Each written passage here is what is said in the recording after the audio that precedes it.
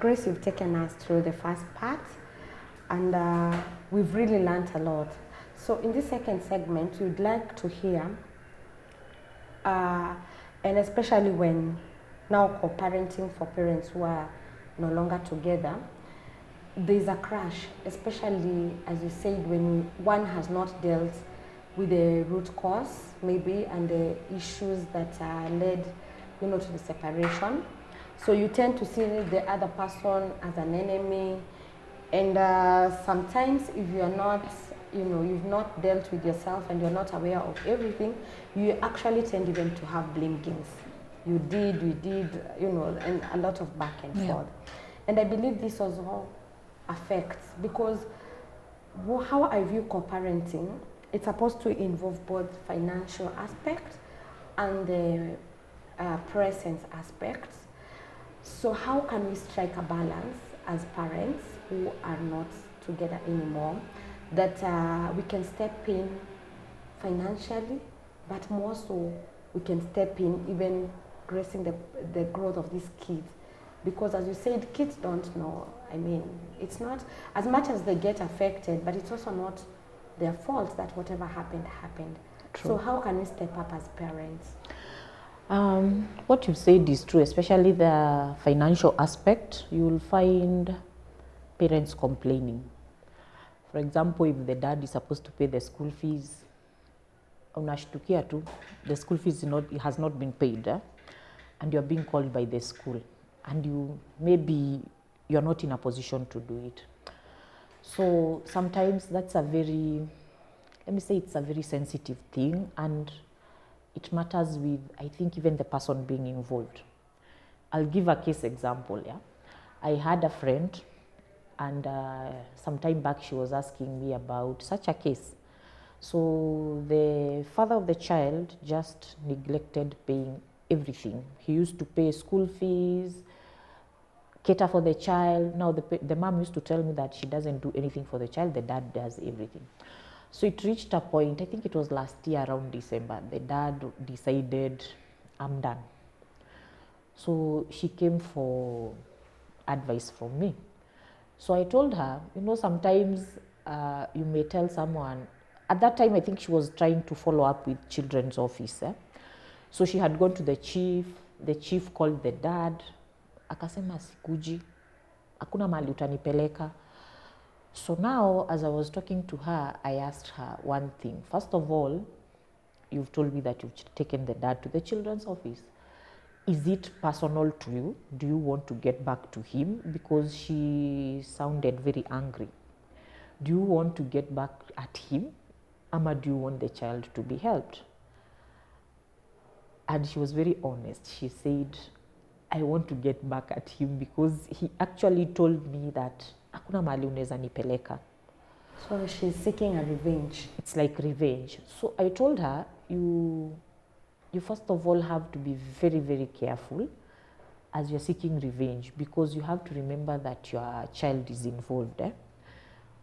I told her, first of all, calm down, stop taking those steps, and you listen to yourself, because if honestly you just need him to pay the fees, go ahead.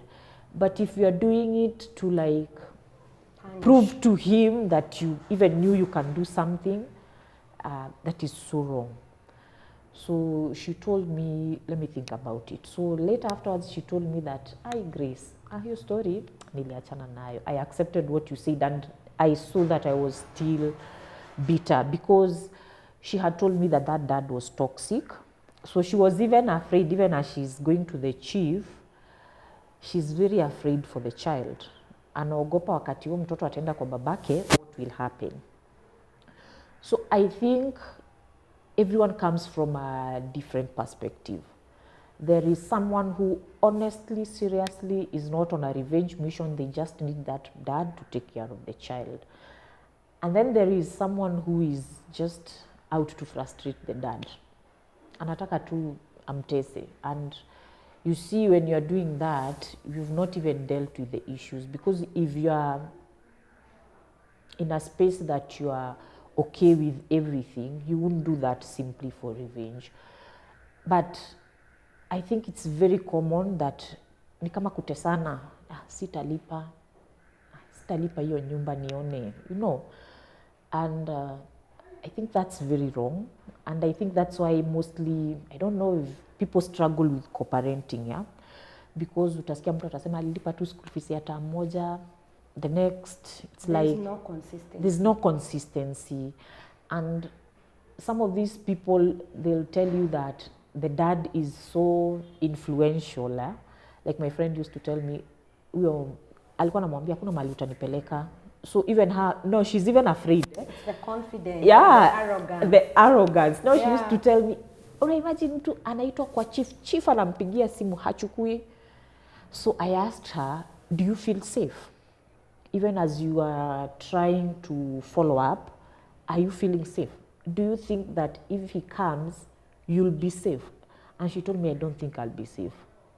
What about your child? Will you feel safe? No.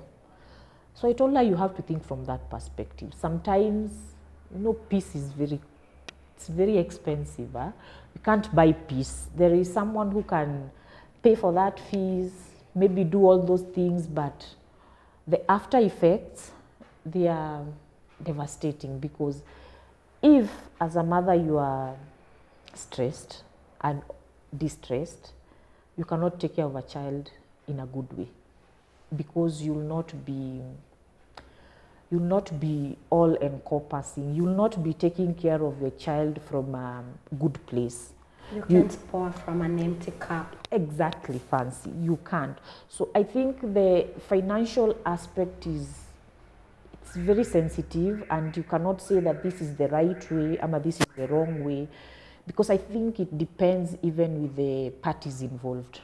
There are people who will just amicably agree, you'll be paying the fees, I won't pay the house, you pambana na the house, I'll be buying clothes from my child, you see. And there are people who, they cannot even sit in a room without disagreeing. So I think there is no common ground, and sometimes even people take each other to courts, and then maybe the case will drag for some time, or maybe even whatever you expected the outcome to be, it won't be. So all I can say is that I can't say there is a middle ground, but I think that if both the parents come from a point of where they understand that they are taking care of their child, a child that they both... This created, and it is my responsibility. Exactly. It is my responsibility to nurture that child. I think they will do that from a good point of view, and they would not see like I'm helping her. Some people will say, mi siwezi tuma hiyo pesa, I think that if they came from a good point from a safe place where they feel, for example, if it's fees, you think that the mother will atakula, go and pay at the school. Yeah. So I think there is no middle ground that I can say that it's supposed to go this way, it's supposed to go this way, because there are people who separate and... They do an incredible parenting job. Exactly. There are others that's just messy. It's messy. So I think we can agree that maybe it depends with even the parties involved. Yeah. We cannot say that it's supposed to work this way, it's supposed to work this way. Mm-hmm. Yeah. Wow. I have one lady that I admire, and I don't know why co-parenting does not work well in Africa. Mm-hmm. Because at this era of social media, so many things are being exposed. People don't have their privacy. No, everything is just in the out public there. domain. Yeah. And I would not want to mention names per se, but allow me to mention this one, and it's Akode. I really admire Akode. She calls herself an international baby mama. But I think as much as she has her challenges, the way they co-parent, I am not sure if it's because she's co-parenting with whites. Sometimes it looks easy. Yeah. Yeah. On the aspect of financing, balancing, the kid coming, the kid going back, her going, yeah. And you will see, there's a good relation. As much as she will say she has other challenges, On the side, our Kenyan celebs, I don't want to mention their names, but I have seen, and even other normal people, but now let's talk about, you know, the celebs, because their stories are all over, and we really get interested to know kunaenda aje, you know. Sometimes it gets messy. True. Messy, and you are like, God, internet does not forget. Now these kids will grow up, and one day they will say all this, and especially, as you've said, men are able to walk away with it, so it's the woman, we bash the woman. Unakataa baba one watoto. And sometimes this father or this man is toxic, because I keep on saying, if you're not mad, you are aware of everything you're doing. You've thought of it. You know, like, I'm going, and huyo mtoto sioni, I want to frustrate the mom through this. So we've seen it all out here. We've experienced it at even personal levels. So how can you tell these parents that actually, because there are other parents who will cooperate very well, pesa maybe atatuma, maybe even if it's not to the mom, directly to the institutes that are concerned, but I'm not there for that kid. I look at a scenario where a mother is raising boys. As much as this mother will raise these boys, the father, there's that father issue. Yeah. The father figure is not father present. Figure and mentorship and all that. Yeah. Because I tend to believe it's very easy for a woman to raise a girl, but with a man or boys, there are some challenges here and there. What can you say about that? Yeah. So what you've said about, you know, fathers are very important. Even in the Bible, there are those who bless children. Hakuna mahali kwa Biblia you've heard of a mother blessing. So fathers are very important. It does not, actually, even in girls and in boys.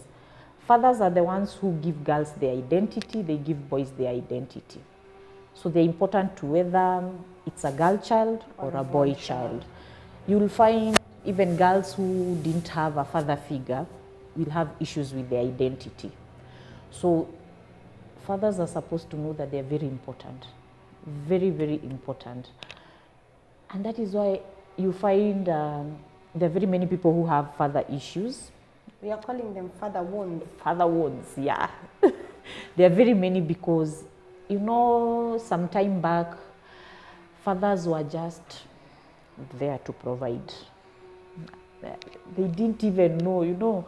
I hear my mom saying as a joke ati mzee alikuwa anaenda anarudi anasema ati haya huyu anatembea. It's like they're not even part of that child. As long as they provide, the child is eating, the child is going to school, we are good to go.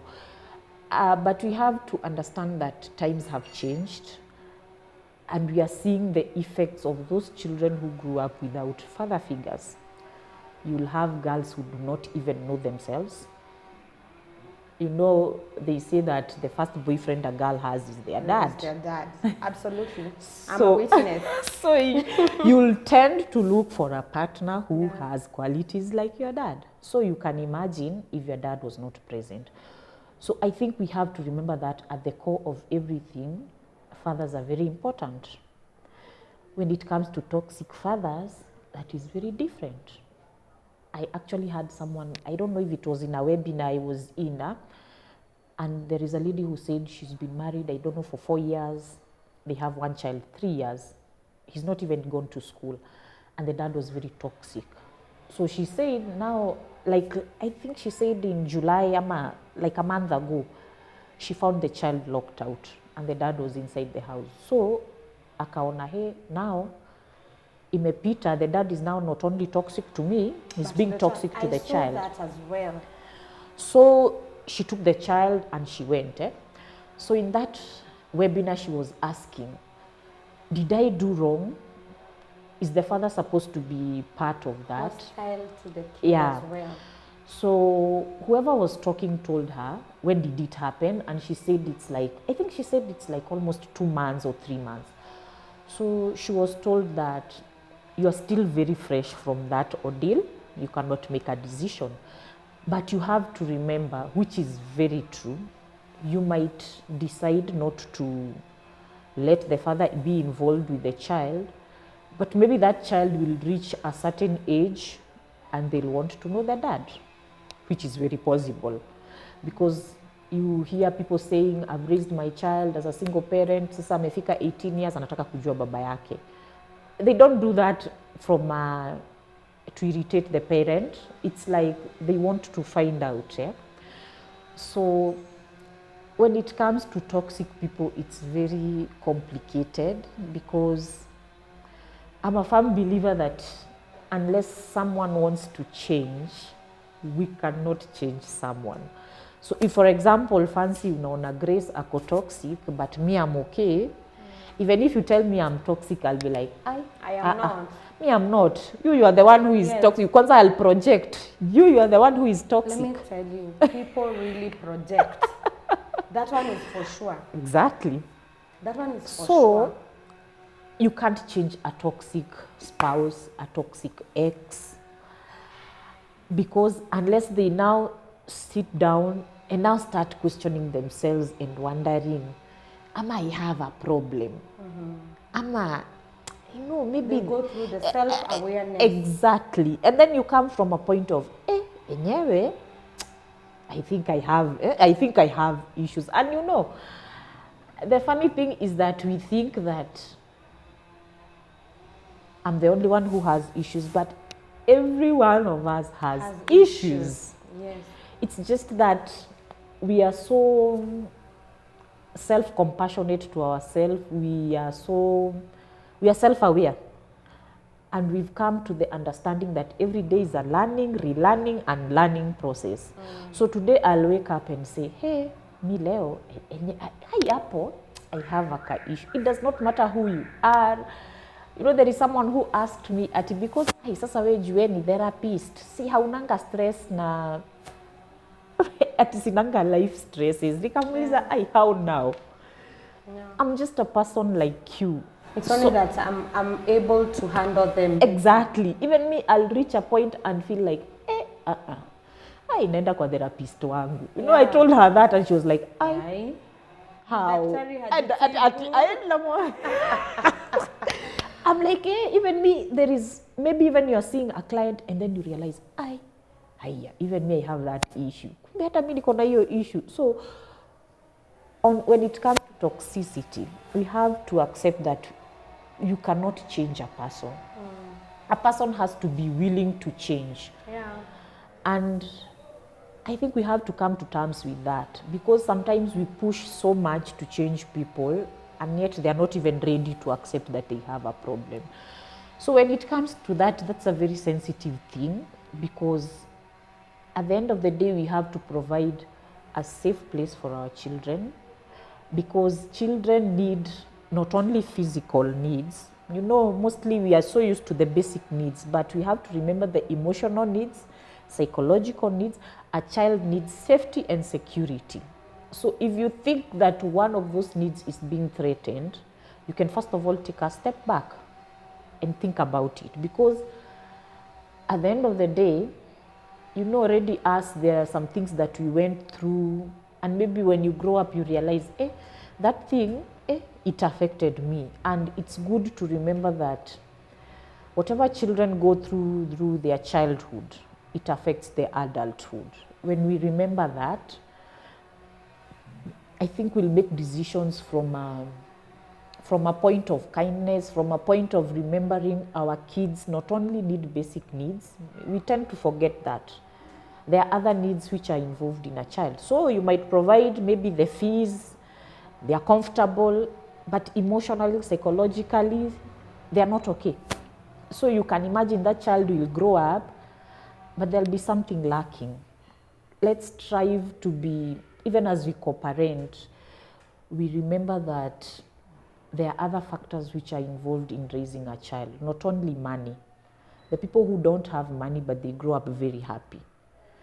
And the opposite is also true. There are people who grow up with a lot of money, but they are never happy, and you are like, kwani what happens? And then when you listen to them, you'll find that they missed those things that cannot be bought for money. peace, love, just a parent who was present, Yeah. affirmations, I love you, that's good.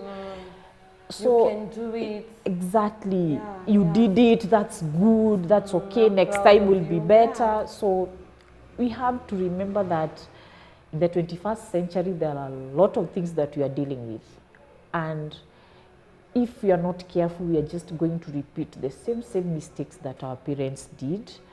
And I think now we are more, so much information is out there.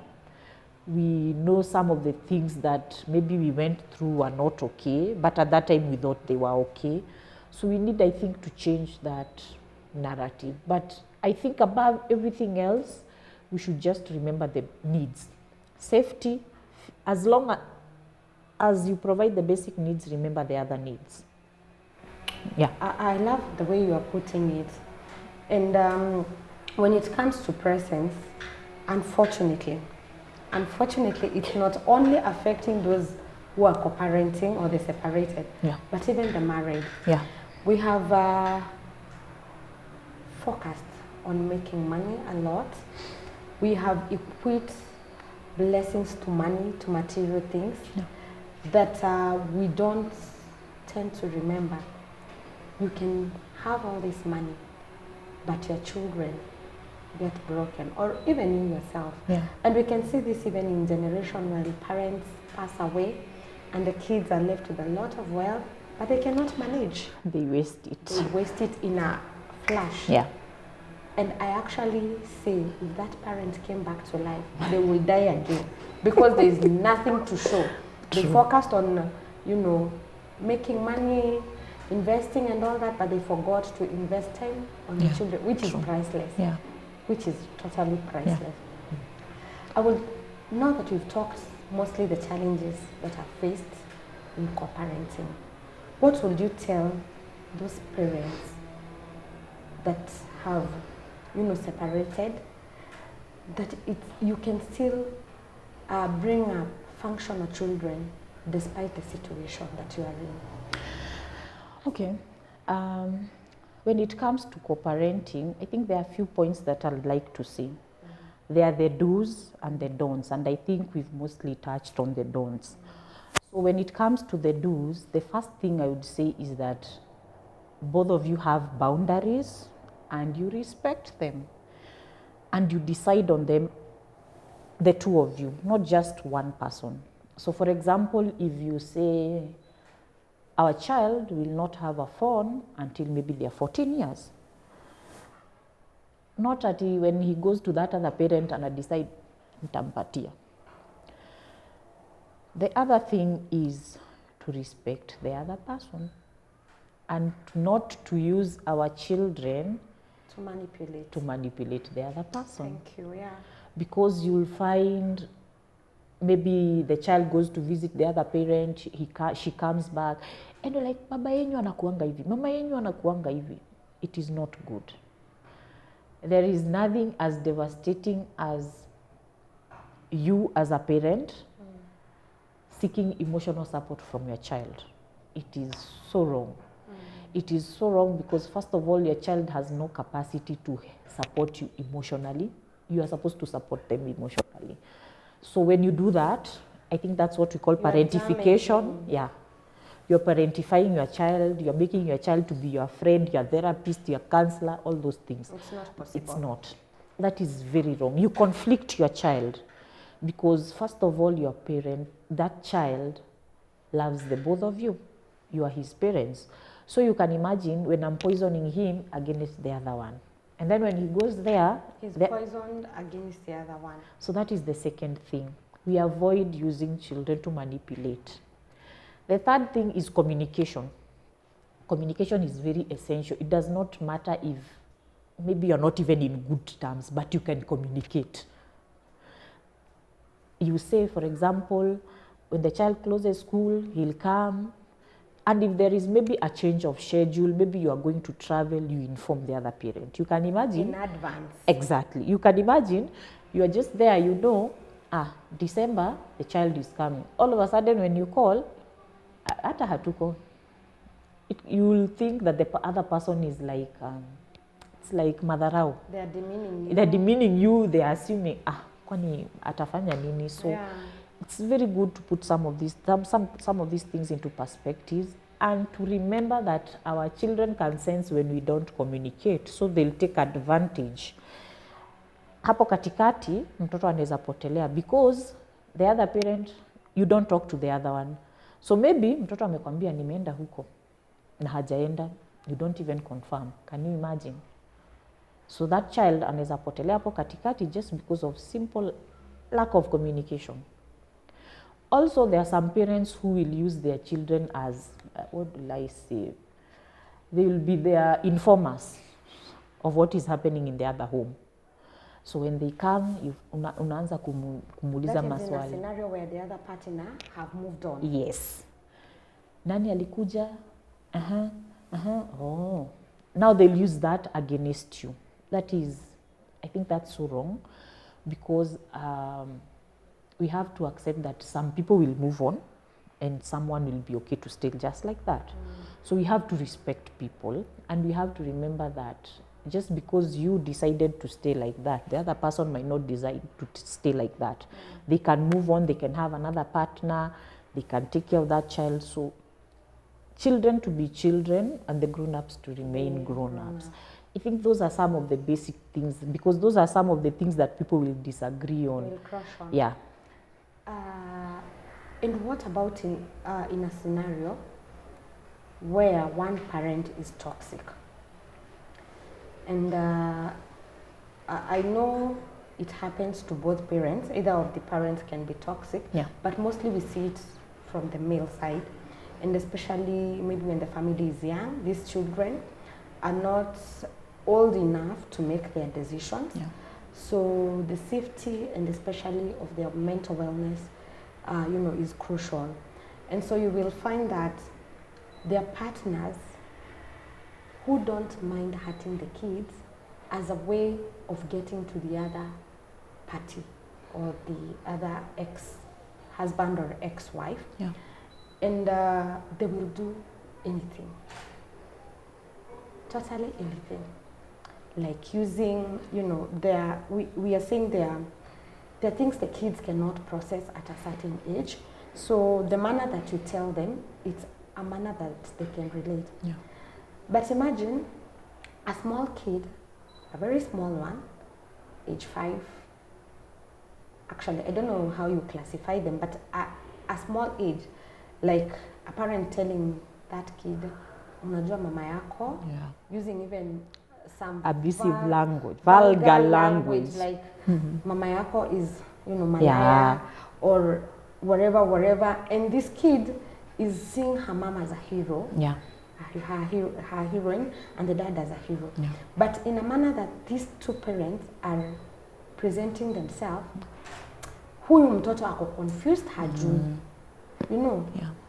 What would you say about that? I think that happens not only in co-parenting, even in people who are married. You'll find when people disagree, you'll use your children as the weapon.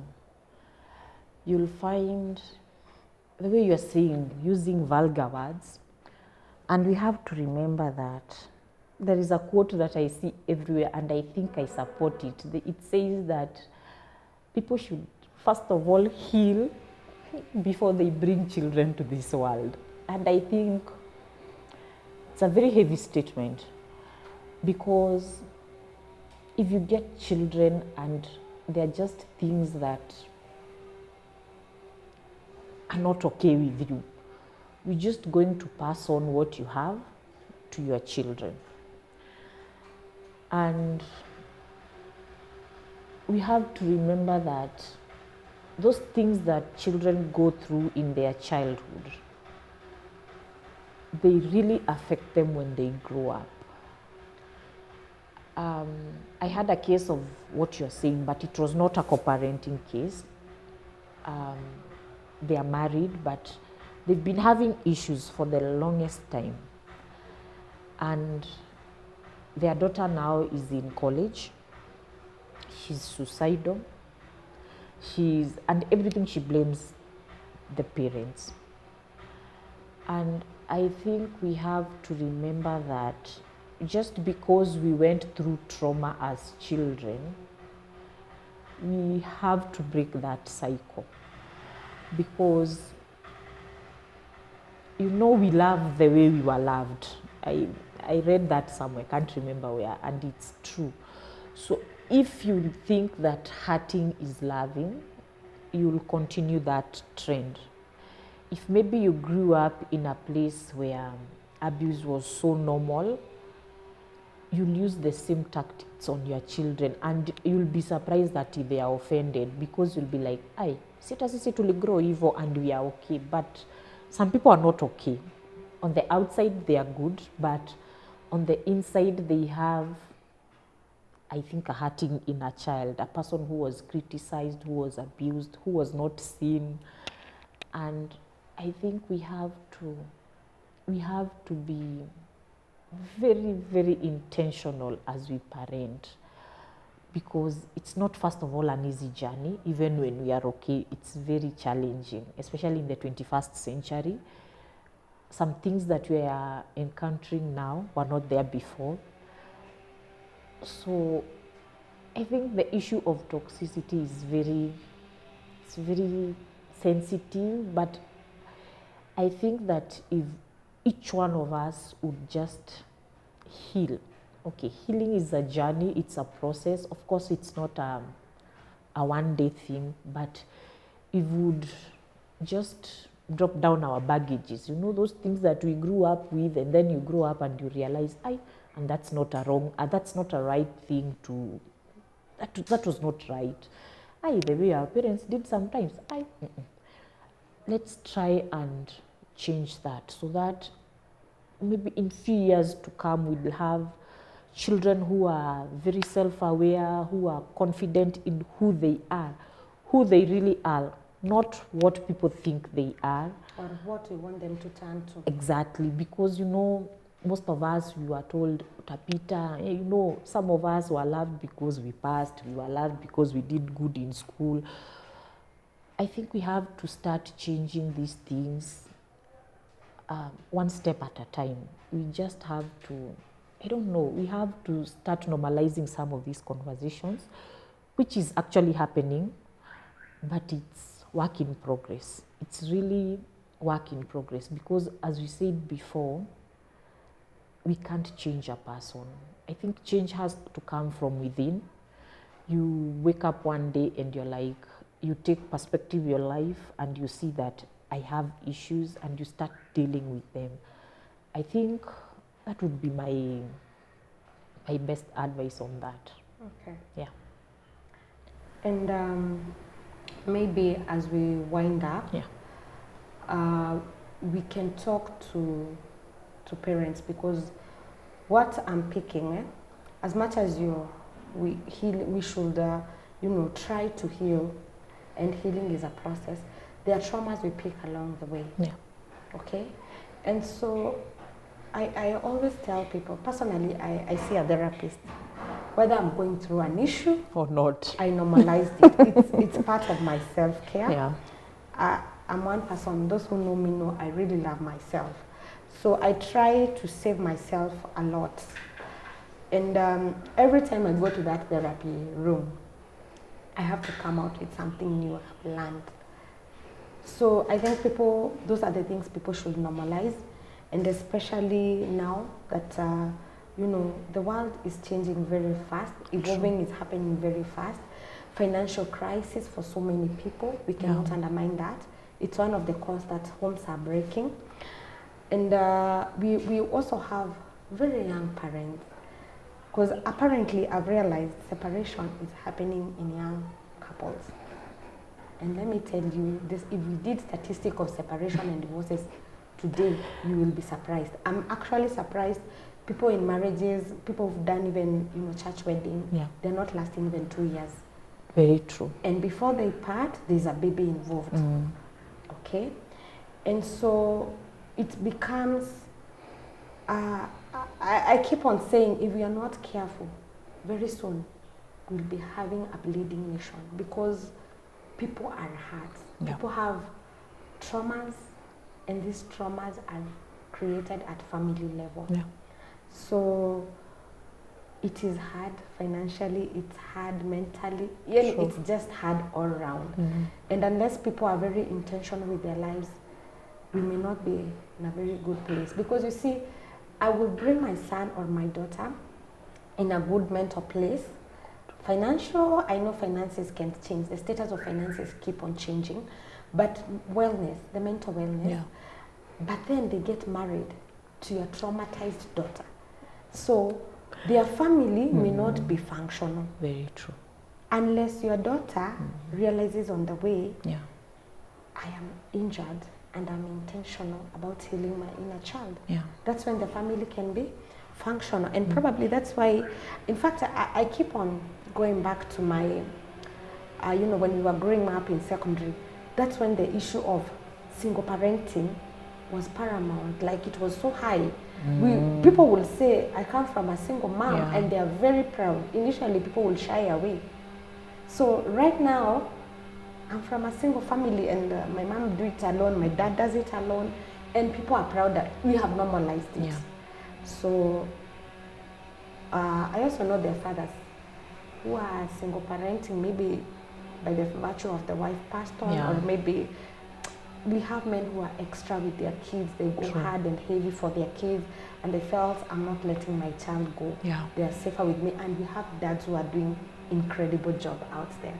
So maybe you can tell them something to encourage them, because as you said, parenting is not easy, whether you are in a functional marriage or you're doing it alone. Yeah. It comes with no manual totally.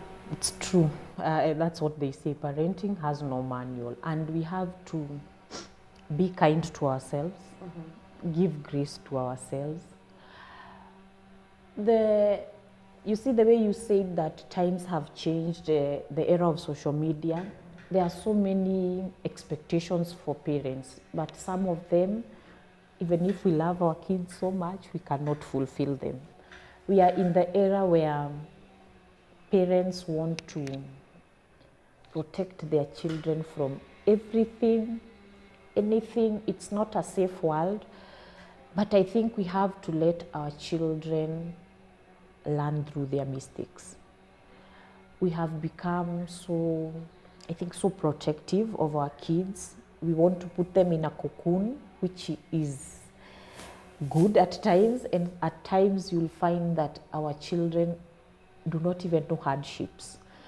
And you know, resilience is built by going through hard stuff. We have sometimes to let our children go through difficult situations. We leave them, we give them space so that they can find their own solutions before we come in to rescue them. We are the parents who want to rescue our children from typically everything.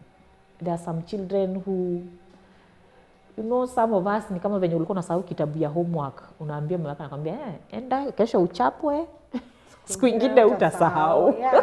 Yeah. You see, next time you won't forget that book. You'll make sure, Ella, nimepewa homework ya hii. I think we should start doing that. We loosen up. Exactly. A little bit. Of course, there are things we have to protect them from, because even times have changed.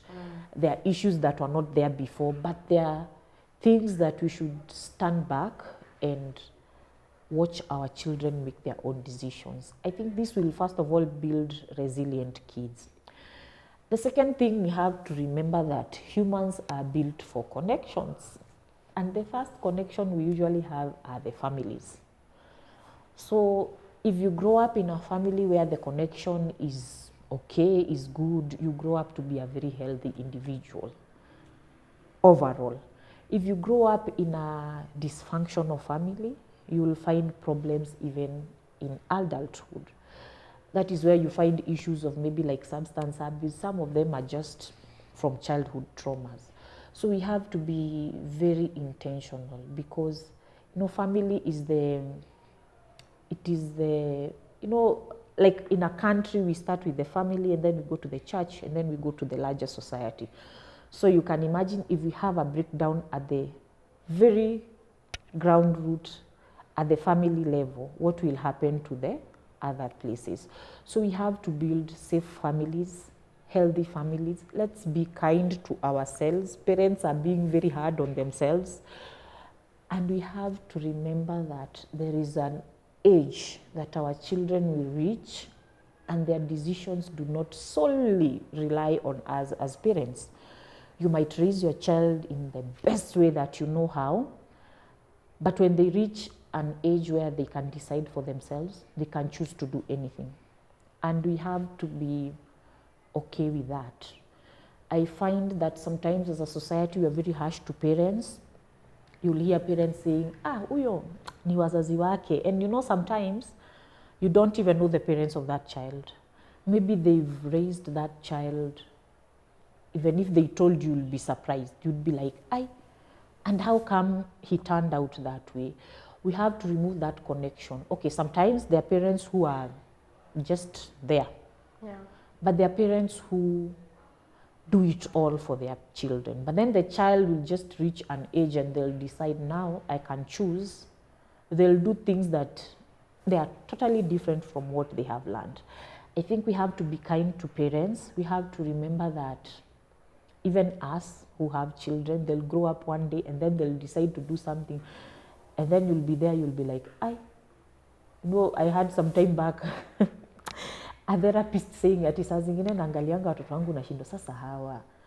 Am I a therapist? You know, you are like, sometimes we expect that maybe because we know some of these things that our children will turn out okay. But I think there is somewhere that someone reaches and they'll make their own decisions. But if you've taught them well, they'll deep down, they'll be knowing. Na hivi venye nafanya. There are some things we used to do tukikosea na deep down unasikia tu. Your conscience is telling you, na hapa unakosea. So I think you should do it with so much grace, so much understanding. Let's support each other because, from time immemorial, parenting should not be a one-person job. It should be a community. It used to be a communal thing. So now with the change of status, the way we've grown, with the social media, everything, we are now moving away from communal to just me. Mimi ndiye mama yake, mimi ndiye kila kitu. So we have to remember some of these factors, they also affect us in the long run. Yeah. Thank you very much, Grace. You've really been very, widen up our mind. What you've taught us is very insightful. And as you said, every day is a learning, relearning, and unlearning. Yeah. So as we wind up the show, Yeah. I'd love us to give us a parting shot. Yeah. And probably you can mention the services that you give and where our viewers can find you. Thank you very much, Fancy. My parting shot is for parents, and let's just remember to be kind. Let's try our best as we raise our children. No one is perfect. We have to accept that sometimes we'll make mistakes even as we parent. Let's learn to apologize to our children when we do them wrong. It's hard sometimes, I know, but sometimes when you do some of these things to our children, we teach them how to live with other people. So let's just do it with grace. Let's not be so harsh on ourselves when we make mistakes, because I think we have to make mistakes to be good parents. So let's be kind to each other. And they can find me on Facebook, on Instagram at G-Solace Counseling. I offer therapy for marriage and family, grief and loss, adolescents. Yeah, thank you, Fancy. Thank you very much. Yeah. We are going to call you more often. Thank you very much. Because what you are teaching us is what we need. Yeah. So thank you so much, guys. I hope you've learned a lot. You will learn a lot from this show. And please don't forget to subscribe, like, share, and above all, leave us with your comments, with your thoughts at the comment section. Thank you.